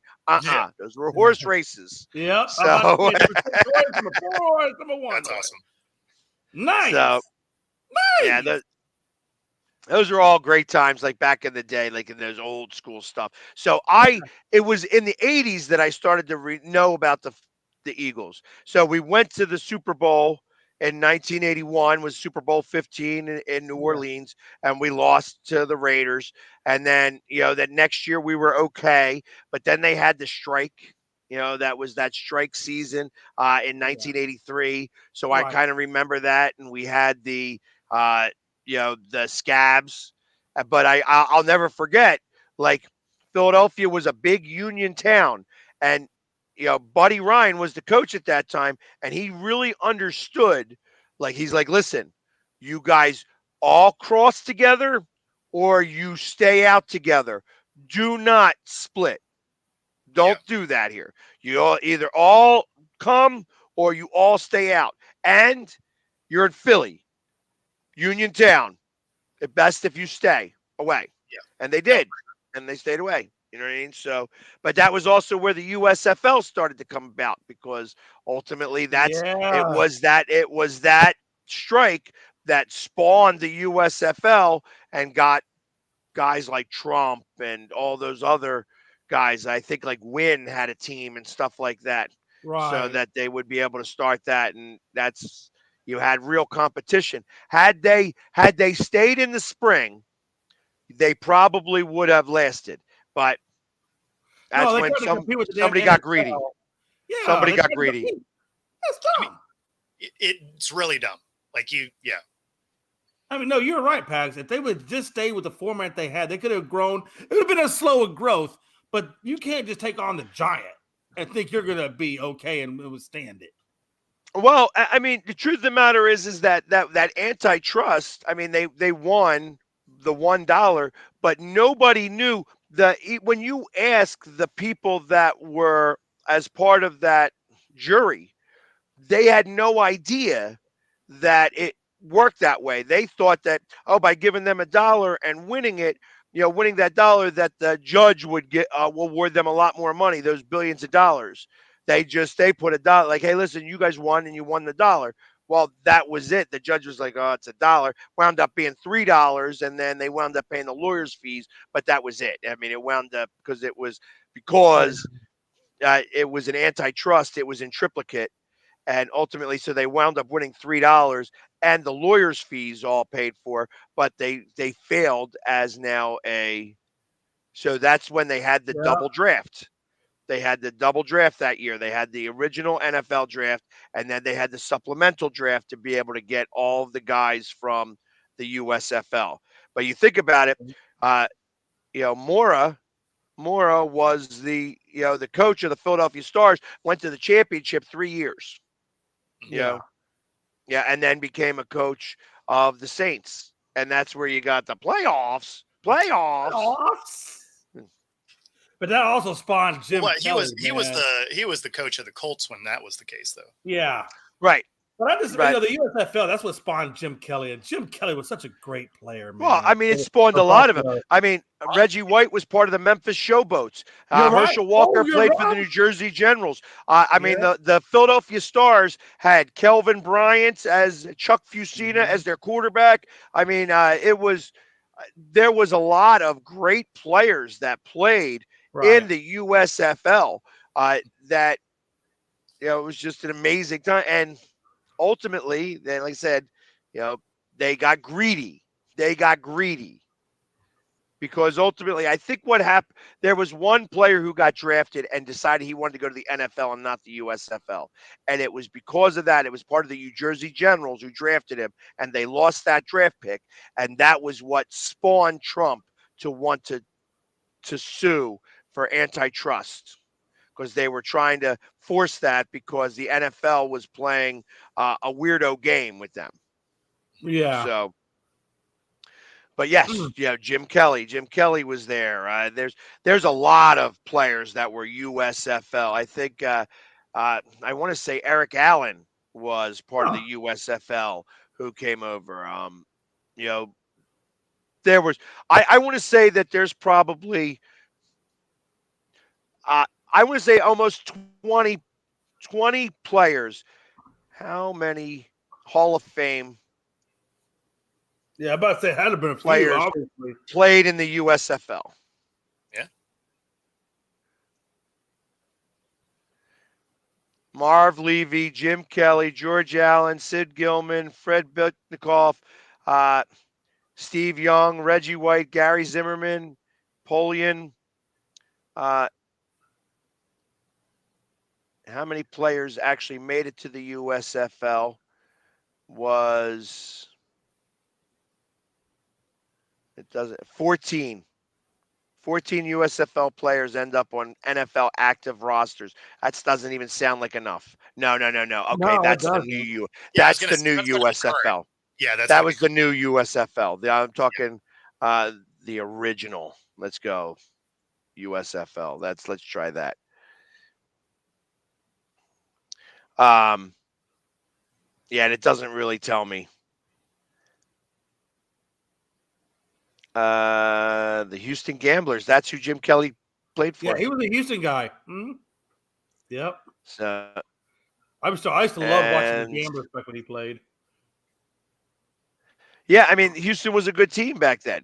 Oh, we were. We were. And then they when they I guess Couldn't what is get it now past- when they started the new league that's starting up? I think they could have merged the XFL and the USFL together, and I think The XFL. Yeah, and now we're going to be Or the Roughnecks. UFL is what it is now. Yeah, UFL. Yeah, it's the UFL. Yeah, so now they kept the Roughnecks. I was hoping they keep the Gamblers. I like the Gamblers better than Bet. Well, I mean, the Houston layout That's it. is Jim anyway, Mora. because they blended the two teams together, right? Yeah. So it's the XFL roster, the USFL front office. Lineup. Yeah, which is okay. The Roughnecks is okay because I mean the Houston is an oil town, so Roughnecks it does suit us. It makes sense. It makes sense. I just like the big G in the gambling, the state of Texas. Sam I just Mills. like that uniform. Sam Mills. That was him. Sam Mills. Yeah, I remember Sam. Sam Mills, Reggie White, Gary Zimmerman, Steve Young, Marv Levy, Jim Kelly, Sid Gilman, and George Allen. Bill Polian, who was just a personnel director. But he wound up, those are the ones who wound up making it into the Hall of Fame from the USFL. Okay. Interesting. There we go. So a good amount. Yeah. Oh, yeah, you knew it was a good Speaking amount. of Jim Kelly, great documentary on the Bills. There you go. A documentary of the 4 Super Bowl losses. I thought it's interesting I'm that sure Buffalo he lost brought it that. up that It's not a normal 30 for 30. It's the 0 for 30. Oh, for 30. But I thought isn't that interesting though that Jim Kelly never wanted to play for Buffalo, but yet I mean he did so well for that organization. Yeah, I mean you're going to go where you get the job. Oh yeah, absolutely. You may not want to be be there. Right. Like I've worked for plenty of places that I didn't want to work. They just the paychecks cashed. Yeah. Well, I say that because look at Eli Manning. Eli Manning didn't want to play for San Diego in the draft. So what does he do? He cries about it. They send him over to New York. Then he goes and plays for New York. You know, they don't make players like that back in Jim Kelly's day, like where they like, okay, this is where I got drafted. I'm gonna go. I'm gonna be my best. I'm gonna do whatever I can. You know, John Elway did the same thing. Yeah. Yeah, and I you know, he was another one who was a little biatch. So I mean, I want to make sure not to. I mean, it's like, you know, it's a little self-entitlement there. Like, come on, man. You're lucky to even get drafted. I mean, not lucky. I mean, because you obviously had skill. But, I mean, come on. To be fair, like, if I was getting drafted number 1, and it's going to be to the Browns or something, you know, you're looking at that like, man, like, that could ruin my career before it starts. Like, you may try and find your way off that roster. I don't know. I mean, you know what? I get that too. But look at C.J. Stroud. He got drafted to the worst damn team in the galaxy. Now he made it to the playoffs. Yeah, but I mean, there's a distinct difference though, because I understand that, but I'm just saying, like, go play where you play. But I understand your point too, Bo. I understand where you're coming from. You're like, oh shit, they don't have an offensive line. Why do I? Oh no. It's not even that. Not even that. There was dysfunction within the organization that could legitimately like ruin your career, right? Like, think of how many number 1 quarterbacks they took that, you know, some of them did play okay other places, but I mean, a lot of them, their time in Cleveland, like, that was it. Crushed their career. And did they have a bad team around them? Sure. That's why they had the number 1 pick, but they also just had a bad front office. And so, you know, those players never developed. So, I mean, there are instances that I can look at it and be like, you know, I kind of get it. Yeah, I mean, I get what you're saying too. I mean, I certainly understand that logic behind it, right? I think maybe, and if I did go there, okay, I go there, but I don't sign a long contract. I keep it as short as possible. Well, it's a rookie deal. Get the hell out. You don't even get the option. It's a rookie deal. Like, that's a locked in contract. It is. You're right. It's locked in.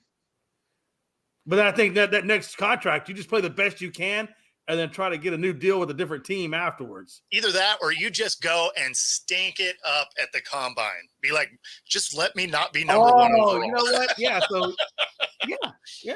Or could you just simply pull out of the draft and wait till the next year's draft and play the year of college? If that was the case, like, you know, when you think of how bad the Browns were for so long, it wouldn't have mattered. They had the number 1 pick. Yeah, I mean, you're right. Well, then I guess you're right. I guess in that role, you do stink it up a little bit at the combine Yeah. And so, you know what? I'm going to take this hit and I'm going to go out there and ball out, and then we're going to come exactly. back. You just manipulate the draft a little bit.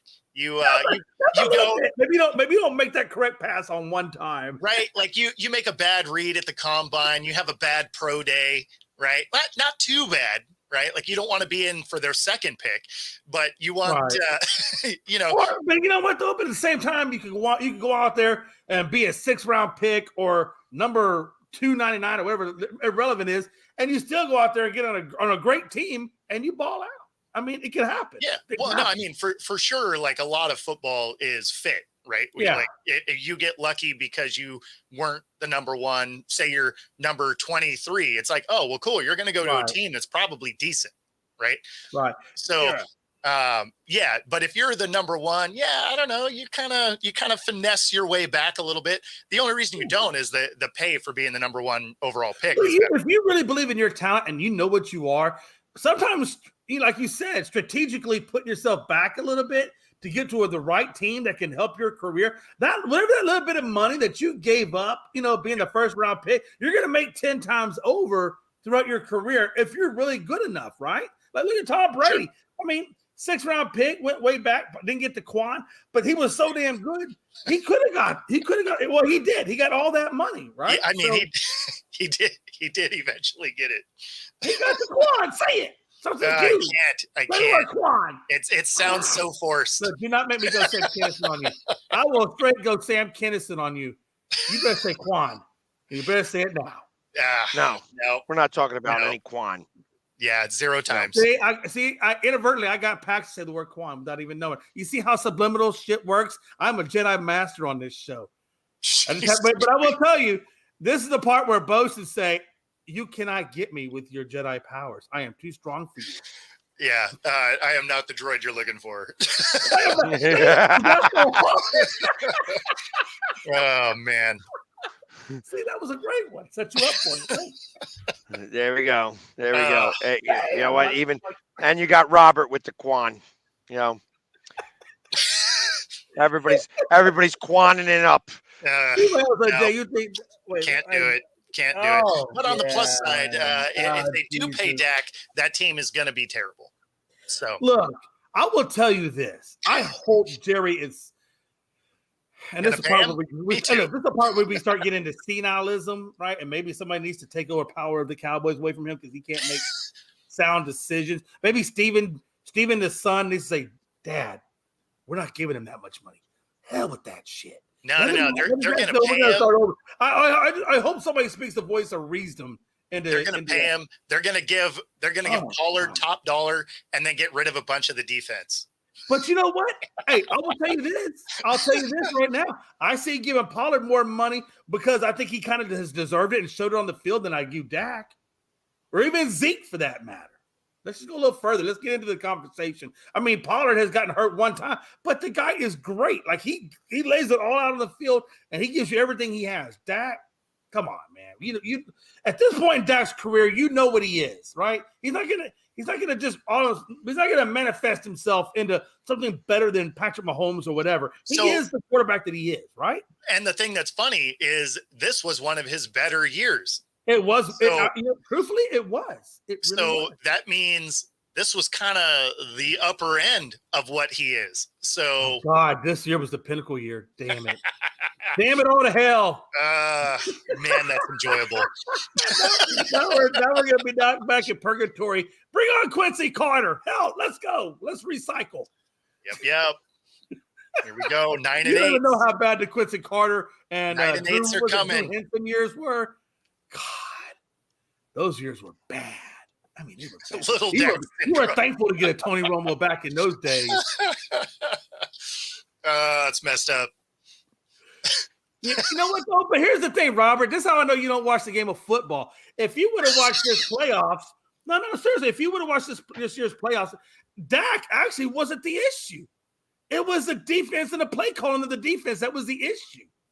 Well, really in that game, yes. In that game, yes. You know what I'm saying? Like, this is actually the first year that you can't say that the quarterback was the cause of the issue. It was the damn defense or lack thereof. Well, we don't know if he was going to be the issue because you guys didn't get to another game. But hey, you shut your mouth, folks. You know damn good well what I'm saying. Don't you start doing that Robert stuff with me, son.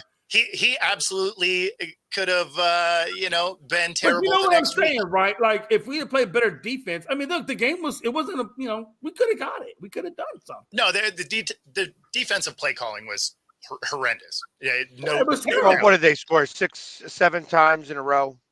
Yeah, well, and their secondary was nowhere to be seen ever. So, I mean, literally, you got a guy catching a ball, and then the screenshot, there's nobody around him at the 5-yard line. I mean, it's just him. You have better automated defense calling the same play on Madden than what we were seeing out of Dallas. You know what? And I hate to say that, but you are absolutely correct. Yeah, no, it was bad. It was bad. So I agree. I just like giving you a bad time, but I agree. Yeah, it's okay. I can take it. That was not the issue in that game. Now, I think he would have became an issue had you gone further, but he was not the issue in that game. Well, and actually, about that game was the fact that what we didn't see was whether, because the defense couldn't stop anybody, when it came down to it, could Dak have led them to a game-winning drive? We don't know that answer either. True. Yeah. And we don't. Because when it comes to game-winning drives, Dak comes up a little small or slides a little too late and then can't spike the ball or anything like that. Or slides a little too early and misses the first down. Or doesn't even make the playoffs at all. Oh, I'm sorry, Bo. Hold on a minute. Just stand off to the couch where you were at in the beginning of all this. I mean, you guys decided you wanted to hang out also. So, hey, Bo, sit on the couch, relax. Only me and Pags to talk about this because we were there. You were sitting there on the couch watching us. All I'm saying, Pags, all I was doing was prepping the food because you guys were about to join me. Oh, you can't stop. You just can't stop. But all I did was make some salsa and clear some space. Bo, calm down. Hit the mute button, Pags. Look, if you're going to mute my ass, you better have equality all the way across the panel. All I'm saying is, to Pag's point, I agree with what you're saying, Pags. I don't disagree with what you're saying. I'm just saying that this is the one year, honestly, that we can't say Dak was the reason we lost this game. We all know it was started out with the defense, and it just kind of carried over. But Dak was actually not the issue of the game. It was the defense and play calling, that really kind of hurt us. Yes. Did you even one time? Let me ask you this, guys. At any point in time in the game, did Jordan Love ever have pressure on him? No. He's back there counting his money, throwing passes, relaxed, totally relaxed. Yeah, there wasn't a single piece of that defense that was playing well. Yeah, that wasn't up front, wasn't in the secondary. Like, I don't know what they were doing, but defense wasn't on the cards for that game at all. So right. I'm giving Dak a pass this year. I'm not giving him $60 million. That's insane. That's insane. And look, now Jerry might give him $60 million, but I'm not giving him $60 million. I think realistically, I give him maybe 40, 45 million. I think that's the caliber of the quarterback where he is. But we all know that there's so many elements to paying somebody in this game for bullshit reasons that we know about, right? That you get paid more than what you actually are worth, because you know why? There's nobody else out there that we know that's better than this. So we're going to pay X because Y doesn't look any better. Yeah. No, I mean, and that's how a guy like Daniel Jones got money, is exactly that. The other options weren't really there. And Rob and I are on the same boat here. We remember our good days of Mariners baseball before they stopped playing altogether. Mariner fan. Reliving the Dallas awesomeness from 20 plus. Yeah. No, first of all, Rob, same era. I don't know if you were at the beginning of this show or not, because I feel like you weren't. I feel like maybe 85% of your life you weren't there, but it's okay. That's for another show, another day. I'm just trying to tell you, at the beginning of this show, I told you that I'm a realistic fan and I don't have those delusional cowboyism ideas. And I think Bo has known me long enough, Philly's known me long enough to know that I don't have delusional thoughts like that. And well, I don't know if I would blanket statement that way, but look, Pags don't know that, but I read subliminal cues. When Pags does this shit, I know to be quiet.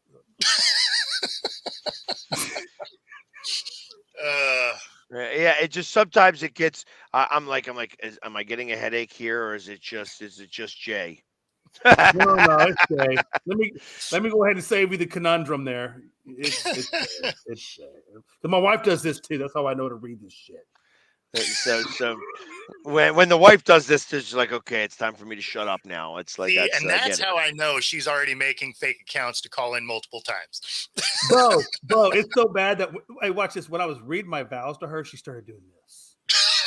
And when you get this during the wedding vows, there's nowhere to go but up. No, that makes sense because at some point you're not even going to have a reception because they're going to kick you out. They're like, "Could you stop talking so we can wrap this up?" Yeah, exactly. It's like right at the Roxbury. You know when they can't get in the club and they make them go to the end of the line. That's why I feel I fuck them at the end of the line. Even at my own wedding reception, at the end of the line. Oh, I thought he meant when he was like, and breaks in. And he broke the window. You know what I mean? That's what I was saying. We all go down together. Oh my Lord! So let's see. Let's see if there's any other news that came out because I'm really just tired of talking to having here Jay talk about nothing because it's been tough. Just going on and going on and going on. So, they're talking about trading Waddle in Miami. Miami Dolphins wide receiver Tyreek Hill doesn't think the idea of his team trading wideout Jalen Waddle makes any sense. It doesn't make sense. That's stupid. Well, I guess that just comes down to if they can afford to keep him, right? I mean, that's similar to the Bengals. There's a good chance they lose one of those receivers. It's man. funny. Miami I'm all the way in Greece right now, and I get on Twitter to see people talking crazy about Dolphin football. I mean, seriously, this is Miami. It's not like this is a small market team. Come on, they still got money down there in Miami. Yeah, the cap's the cap, man. Like it's well, that's true. You're right. I keep forgetting that they have the hard cap and not the soft cap. It's not finesse like basketball or anything. Right. Like they have a hard number to hit. And I heard that it was going to actually be raised up from where they thought it was going to be. That it was supposed to be somewhere around 242. It's going to wind up being like 248. So there's going to be like $6 million that everybody else gets, which really only makes the Cowboys minus 12 million rather than minus. Okay, let's talk about that for a second, Pat. That's a good reason. If all these players' salaries keep going up astronomically, right? I mean, the quarterback is definitely astronomical, but if they keep going to these higher rates, wouldn't they have to raise the cap? Because no team out there, if we're all under the same guideline, no team out there can afford to meet that cap demand. So given what player salaries are. The cap has some like it has to do with like their TV revenue sharing. Yeah, it's revenue sharing across the board. Revenue sharing. So that they get 51%. The players get 51% of whatever the total revenue share is. So when you're talking about having $250 million, which is really what we're talking about per team. So $250 million times 32 is how many billion? Lots of billions. A lot. That's a lot of damn. So it's $8 billion. It's $8 billion. And so that's really what they're talking about. And that comes out to 51%. Yeah.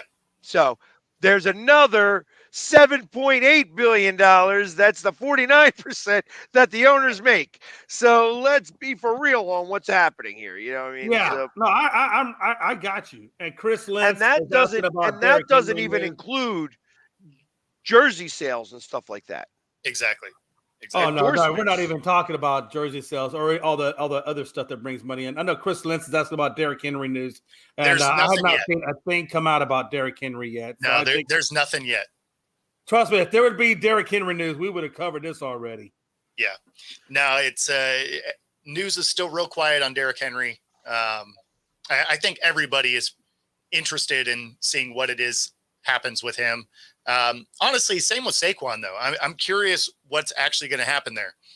Hey, have you heard? I saw where I don't know where it was saw, but I saw a report where possibly the Cowboys could try to make a play for Saquon. But I've also heard Derrick Henry's news linked to the Cowboys as well. Yeah, well, So I mean, interesting. those would be the two guys you would go after because you're probably not keeping Pollard.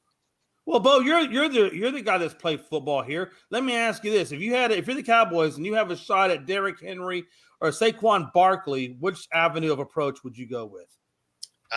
So here's the thing: is I would probably go Derrick Henry, and why I say that is he has been more durable over his career. Right, and I think he's the thunder to Pollard's lightning.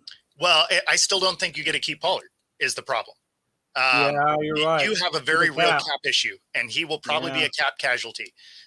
So you probably bring in Henry because he's going to be cheaper, and you are at a spot with a roster that you have this year and maybe next year, and that roster is going to get blown up. So you don't need Derrick Henry to be great forever. You need to get 2 good seasons out of Derrick Henry. 1 to 2. That's you're it. right. Right. Yeah. So you're not trying to go after a Saquon, which has not been able to stay healthy. Right. So even though Saquon is, I believe he's younger, right? He, in theory, might have more tread on the tires. You don't care about that. You are running on spares at this point because you're just trying to get across the finish line because outside of a couple of years, you're not going to be able to afford any of this roster if you pay Dak. And a lot of these guys are going to be old enough that they're going to be moving off this team. They're either going to cost too much, retire, or whatever. So you have this year and next year. They're probably still not going to be as good of a team as they were this last year. But I mean, you got 1 or 2 more cracks at it, and that's it. So yeah, you and you got to get a guy that's a monster. Because you got to think. Look, in my mind, the most important person on this team isn't Dak. The most important for me. The most important person on this team for me is still Micah Parsons because he's young and you know you're going to have to pay him. Yeah. And I'm telling you, Micah Parsons is a generational guy for the Cowboys, and they've got to pay this guy. Now, Jerry, he doesn't typically pay linebackers that kind of money and stuff, but he's got to pay Micah that money because Micah is just that kind of generational guy when he's 100%. We all know last year he went 100%.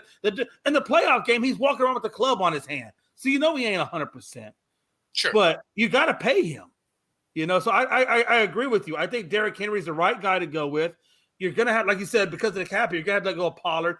And then you ride out with Deuce Vaughn. Hopefully Deuce will stand up and do what he's supposed to do. And that will be your lightning to Derrick Henry's thunder. I think that's probably the play there.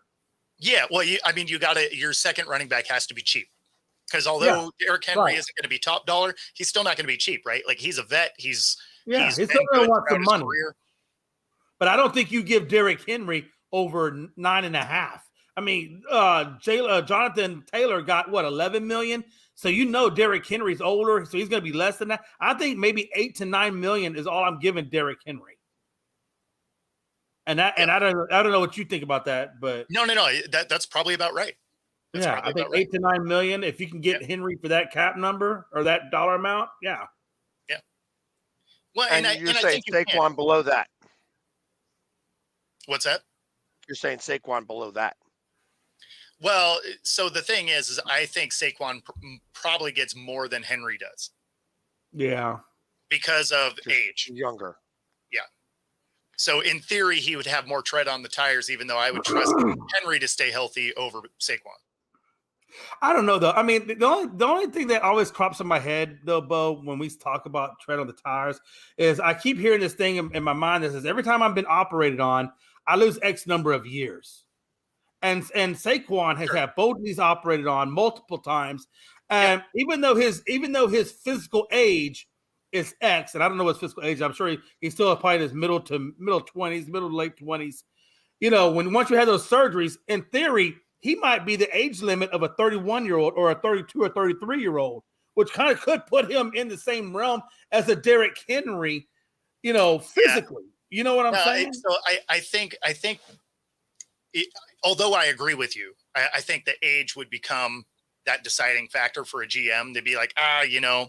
Oh, yeah, no, I get that too. Yeah, absolutely. But I'm right there with you on that. Because you have such a short window moving forward at this point, a guy like Derrick Henry would be great. Right. Absolutely. Absolutely. Absolutely. Because I'm not taking a chance on them jacked up knees of Saquon. No, I wouldn't either. I wouldn't either. Because you basically, when you watch Saquon, you know that you're going to get him for 10 games a season.